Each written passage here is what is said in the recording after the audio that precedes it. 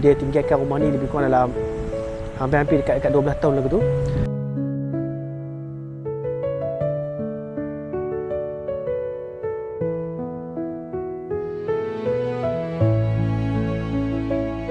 Okey, alhamdulillah kita dapat satu lagi amanah daripada klien untuk merenovasikan rumah dia. Okay, rumah ni dia ada sejarah dia. Sebab saja owner beli, lepas tu owner dulu ada melantik kontraktor lah. Dan kontraktor tu dia buat-buat aja, lepas tu dia tinggal lagu tu saja.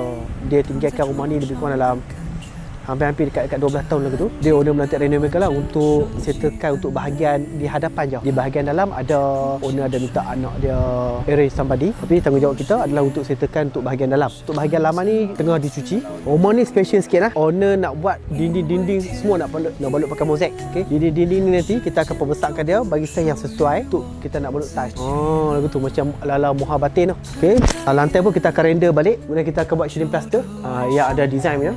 Dan ni yang lama punya lah ni, yang dulu punya ni. Okey, kontraktor dulu punya. So yang ni kita akan buat balik lah. Kita akan render dia balik untuk kita buat pemasangan tiles. Okey. Pemasangan tiles untuk dinding saiz dia 60 cm. 60 cm tu lebih kurang dalam 2x2 lah. Agak mencabar. Ada cara nak buat pemasangan dia supaya boleh tahan lama. So kita akan balut tiles daripada sini sampai ke hujung ni. Balut tiles. Rumah ni besar Rumah ni jenis double story semedi. Tanah dia memang luas. So daripada sini sampai ke sana pun kita akan balut jubin juga. Okey. Memang nice. Alright. Tim apa pun dah ready. InsyaAllah esok kita akan start dah raja. Raja-raja ni akan ambil masa lebih kurang sebulan sahaja. InsyaAllah akan siap dah.